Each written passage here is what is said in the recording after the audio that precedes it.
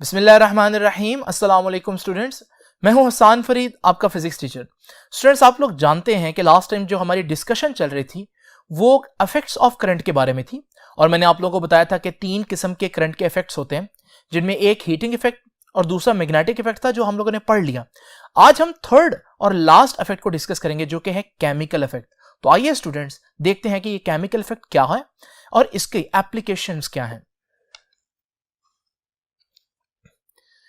Students, हम लोगों ने एक चीज ऑब्जर्व की करंट के मामले में और वो ये चीज थी कि अगर हमारे पास कोई केमिकल मौजूद है और हम उस केमिकल के अंदर जब करंट पास करें तो वो केमिकल किसी और नए केमिकल में चेंज होना शुरू हो जाता है, यानी कि करंट की वजह से उसमें केमिकल चेंजेस आना शुरू हो गई। ये कहलाता है केमिकल इफेक्ट। ये चेंजेस कैसे आई ये तो अभी हम डिटेल में डिस्कस करेंगे, लेकिन फिलहाल केमिकल इफेक्ट की डेफिनेशन के लिए जानना जरूरी है कि जब भी किसी सब्सटेंस में से या किसी केमिकल में से करंट पास करें तो उस केमिकल के अंदर केमिकल चेंजेस आ जाती हैं।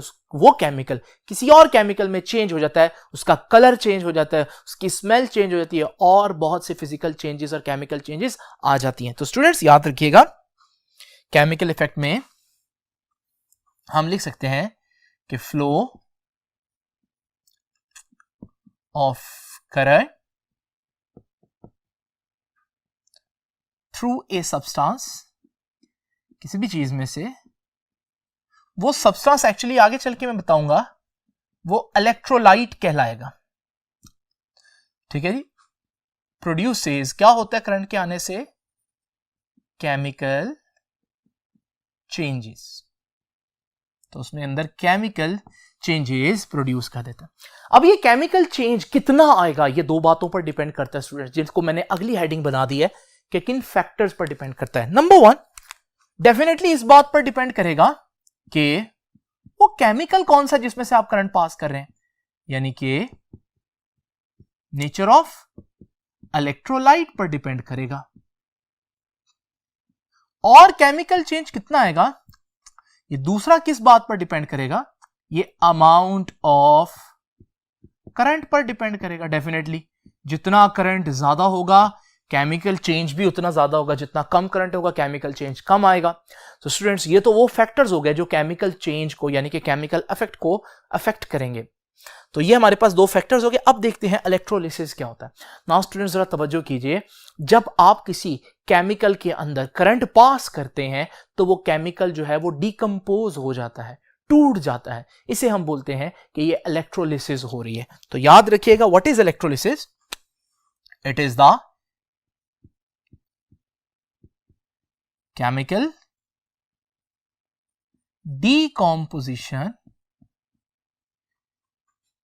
decomposition of an electrolyte.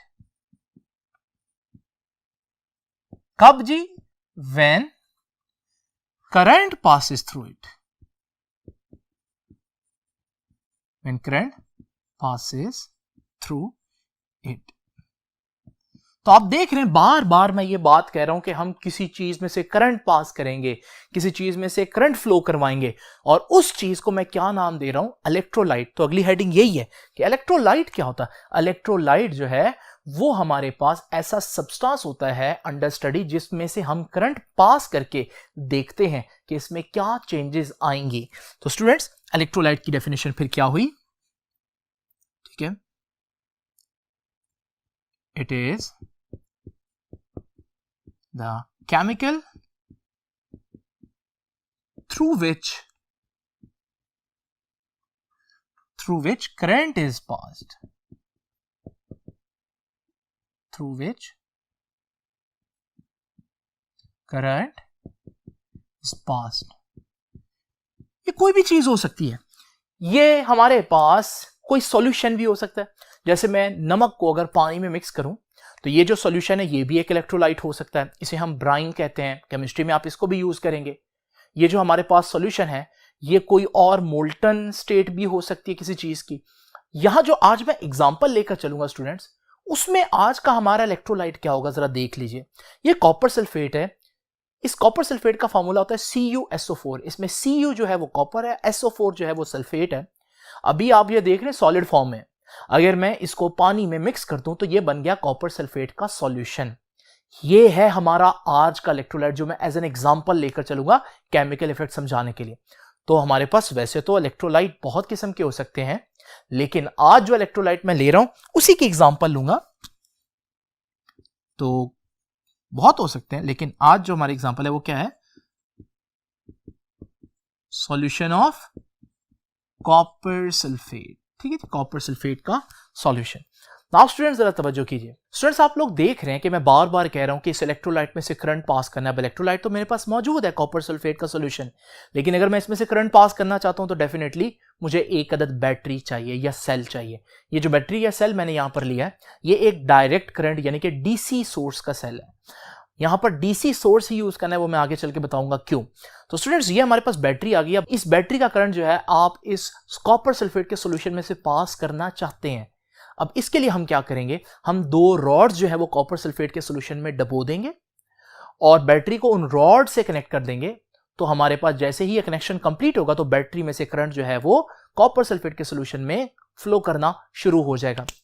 आप देखेंगे कि वो जो इलेक्ट्रॉन्स हैं वो एक जगह से एक रॉड से एंटर हो रहे हैं और जो इलेक्ट्रॉन्स हैं वो दूसरे रॉड से निकल रहे हैं। तो स्टूडेंट्स इसका मतलब इन रॉड्स का काम क्या हुआ? इन रॉड्स का काम हुआ इस इलेक्ट्रोलाइट के अंदर करंट को एग्जिट करना और एंटर करना, एक तरफ से एंटर करना और एक तरफ से निकाल देना करंट को। तो स्टूडेंट्स हम कह सकते हैं इलेक्ट्रोड्स किस लिए यूज होंगे? ये वो रॉड्स हैं यूज टू एंटर और exit the current into the electrolyte। तो इलेक्ट्रोलाइट के अंदर करंट को एंटर करने के लिए और एग्जिट करने के लिए जो रॉड्स यूज होते हैं इन्हें हम इलेक्ट्रोड्स कहते हैं। स्टूडेंट्स आप लोगों ने देखा कि मैं आज एक एग्जांपल लेकर चलूंगा, तो याद रखिएगा इस एग्जांपल में जो मैं आप लोगों के साथ डिस्कस करूंगा ये दोनों रॉड्स कॉपर से बने होंगे। तो याद रखिएगा आज की एग्जांपल में कॉपर के जो रॉड्स हैं या प्लेट्स हो सकती हैं, कुछ भी किसी भी फॉर्म में हो सकते हैं, वो इलेक्ट्रोड्स के तौर पर मैं यहां पर लूंगा। स्टूडेंट्स याद रखिएगा आपने देखा कि इस वेसल के अंदर दो इलेक्ट्रोड्स हैं। एक वो इलेक्ट्रोड है जो बैटरी के पॉजिटिव टर्मिनल से अटैच है। इस इलेक्ट्रोड को हम एनोड कहेंगे क्योंकि ये बैटरी के पॉजिटिव टर्मिनल से अटैच है, तो इस इलेक्ट्रोड के ऊपर पॉजिटिव चार्ज आ जाएगा। इसी तरह से जो दूसरा इलेक्ट्रोड है वो बैटरी के नेगेटिव टर्मिनल से अटैच है, तो उस पर नेगेटिव चार्ज आएगा, उसे हम कहेंगे कि ये कैथोड है। तो याद रखिएगा यहां से उन इलेक्ट्रोड्स को नाम भी दे दिया मैंने। तो एनोड क्या है? एनोड एक इलेक्ट्रोड है। कौन सा इलेक्ट्रोड? इलेक्ट्रोड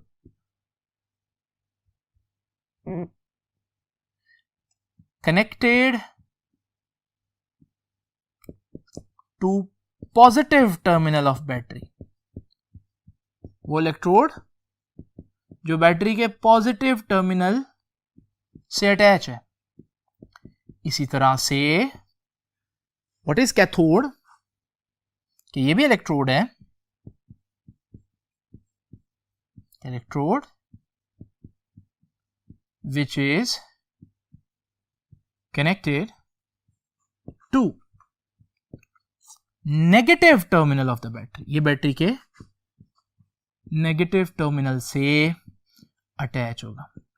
और आज की एग्जांपल में हमारा एनोड भी कॉपर का है और कैथोड भी कॉपर का है क्योंकि मैंने कॉपर के ही रॉड्स लिए।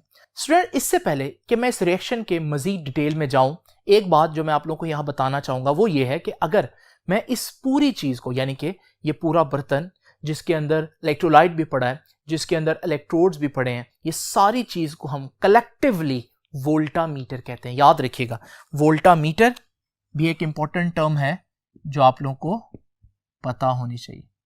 What is voltameter? It is the vessel. ये वो वेसल है कंटेनिंग, जिसके अंदर मौजूद हैं क्या क्या चीजें? Containing electrode and electrolyte. तो वो पूरी वेसल जिसके अंदर इलेक्ट्रोड और इलेक्ट्रोलाइट है उसे हम वोल्टामीटर कहते हैं। आइए स्टूडेंट्स अब जरा डिटेल में देखते हैं कि ये रिएक्शन किस तरह से होगा। सबसे पहले तो देखें, ये कॉपर सल्फेट का सॉल्यूशन जो है, इसमें कॉपर आयंस अलहदा होंगे और सल्फेट आयंस जो है वो अलहदा होंगे। अब जरा देखते हैं इस कैथोड को। आप जानते हैं कि कैथोड बना तो कॉपर से है, लेकिन अटैच किसके साथ है? ये बैटरी के नेगेटिव टर्मिनल से अटैच है, तो इस इलेक्ट्रोड के ऊपर नेगेटिव चार्ज आ जाएगा। अब आप लोग जानते हैं कि सॉल्यूशन के अंदर मौजूद कॉपर का जो आयन है, अगर आप देखें तो उस पर +2 चार्ज है। +2 चार्ज क्या बता रहा है? +2 चार्ज बता रहा है कि कॉपर जो है उसके पास 2 इलेक्ट्रॉन्स की शॉर्टेज है। तो ये कॉपर पहुंचेगा कैथोड इलेक्ट्रोड के पास, उसको जाकर ये कहेगा कि मुझे 2 इलेक्ट्रॉन्स चाहिए। तो ये उसके पास क्योंकि नेगेटिव चार्ज है, वो इसको इलेक्ट्रॉन दे सकता है, तो वो उसको कहेगा कि भाई इलेक्ट्रॉन तो मैं आपको दे दूंगा, लेकिन उसकी शर्त यह है कि इलेक्ट्रॉन लेने के बाद आपको इसी इलेक्ट्रोड पर डिपॉजिट होना पड़ेगा, यहीं पर ही रहना पड़ेगा। तो ये कॉपर इस इलेक्ट्रोड से 2 इलेक्ट्रॉन्स लेकर जब कॉपर का न्यूट्रल एटम बन जाएगा तो ये यहीं पर डिपॉजिट हो जाएगा। और स्टूडेंट्स, एक और कॉपर भी आएगा, वो भी इसी से 2 इलेक्ट्रॉन लेकर डिपॉजिट हो जाएगा। एक और कॉपर आएगा, वो भी इसी से इलेक्ट्रॉन लेकर डिपॉजिट हो जाएगा। और आप देखेंगे सॉल्यूशंस के जो कॉपर हैं, वो कॉपर आयंस जो हैं वो इलेक्ट्रोड पर आकर इलेक्ट्रॉन जो है वो एक्सेप्ट करेंगे और कॉपर का न्यूट्रल एटम बनेंगे और वहीं पर डिपॉजिट होते जाएंगे, यानी कि कैथोड के ऊपर जमा होते जाएंगे। तो ये रिएक्शन कुछ इस तरह से बनेगा कि आपके पास कॉपर का आयन था, कॉपर +2, इसने जाकर कैथोड पर 2 इलेक्ट्रॉन्स ले लिए, कैथोड पर चला गया ना, और क्या बन गया जी? कॉपर का न्यूट्रल एटम बन गया। मगर ये अब क्या मूव कर सकता है? नहीं, ये अब वहां पर डिपॉजिट हो गया। तो स्टूडेंट्स, ये है हमारे पास वो रिएक्शन जो कैथोड के ऊपर हो रहा है। आप लोग देख रहे हैं कि हमारे पास जो सॉल्यूशन के कॉपर हैं वो मुसलसल कैथोड के ऊपर डिपॉजिट हो रहे हैं, जमा हो रहे हैं। अब आप सोचेंगे कि जो हमारा सॉल्यूशन है उसके कॉपर्स कम होते जाएंगे, तो वहां कॉपर सल्फेट की जो कंसंट्रेशन है वो कम होती जाएगी, क्योंकि सारे कॉपर तो कैथोड के ऊपर जमा हो रहे हैं। लेकिन स्टूडेंट्स याद रखिएगा, ऐसा सिर्फ हमें लग रहा है, लेकिन कॉपर सल्फेट के सॉल्यूशन की जो कंसंट्रेशन है वो डिक्रीज नहीं होगी। आपकी बुक भी कहती है कि कॉपर सल्फेट की सॉल्यूशन जो है उसकी जो कंसंट्रेशन है वो डिक्रीज नहीं होगी, कांस्टेंट रहेगी। लेकिन क्वेश्चन ये है कि क्यों कांस्टेंट रहेगी जबकि कॉपर जो है वो तो सारा कैथोड पर डिपॉजिट हो रहा है? उसकी वजह यह है कि अभी तक हमने एनोड को नहीं ना देखा। अब जरा देखते हैं एनोड पर क्या होगा स्टूडेंट। तो जरा देखिए, हमारे पास एनोड पर पॉजिटिव चार्ज है, सॉल्यूशन का सल्फेट आयन जरा गौर से देखिए स्टूडेंट्स, इस पर चार्ज -2 है। इसका क्या मतलब है? इसके पास 2 इलेक्ट्रॉन ज्यादा हैं। तो अब ये क्या चाहता है? ये भी तो न्यूट्रल होना चाहता है, ये जाएगा उस इलेक्ट्रोड के पास, यानी कि एनोड के पास, और एनोड को कहेगा कि मुझे +2 चार्ज दे दो। एनोड कहेगा +2 अकेला तो नहीं मैं दे सकता, लेकिन कॉपर दे सकता हूं जिस कॉपर के ऊपर +2 चार्ज होगा। तो वो इसको कॉपर आयन दे देगा, और कॉपर आयन जब सल्फेट के मिलेगा तो हमारे पास ये बन जाएगा कॉपर सल्फेट। तो देखिए कॉपर सल्फेट वापस सॉल्यूशन में फिर उतना आ गया, यानी कि ये जो रिएक्शन हुआ उसको देखते हैं। तो हमने देखा कि सल्फेट आयन जो है वो कहां गया? वो एनोड पर गया। एनोड पर जाकर इसने, क्योंकि इस पे -2 चार्ज है, इसने +2 चार्ज मांगा। बदले में इसको क्या मिला? खाली +2 चार्ज नहीं, बल्कि ऐसा कॉपर मिला जिस पर +2 चार्ज है।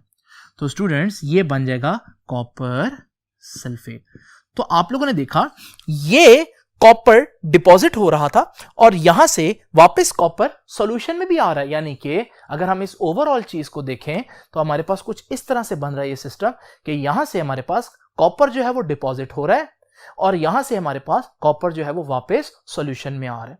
तो स्टूडेंट्स, इस वजह से मैंने बोला कि कॉपर सल्फेट की कंसंट्रेशन कम नहीं होगी। जब आप ओवरऑल देखेंगे तो जितना कॉपर कैथोड पर डिपॉजिट हुआ है उतना ही कॉपर जो है वो हमारे पास एनोड से सॉल्यूशन में भी आ जाएगा।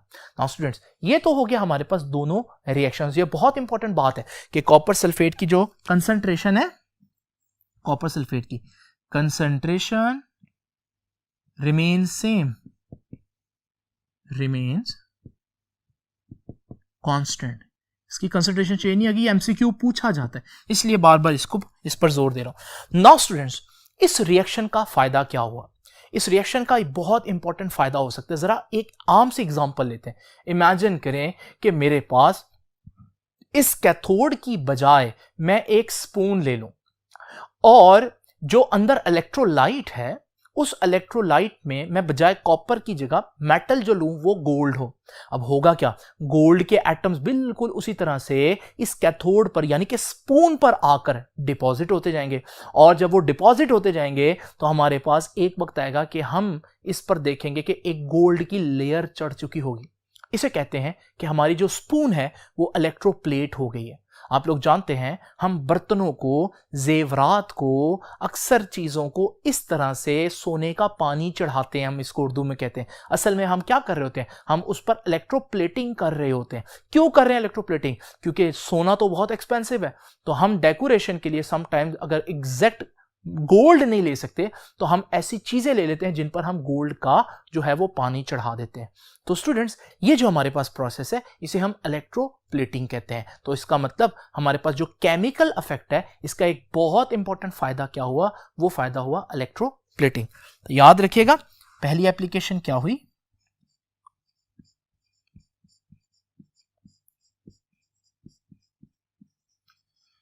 पहली एप्लीकेशन इलेक्ट्रोप्लेटिंग। इलेक्ट्रोप्लेटिंग होता क्या जी, जैसे कि मैंने अभी आपको बताया कि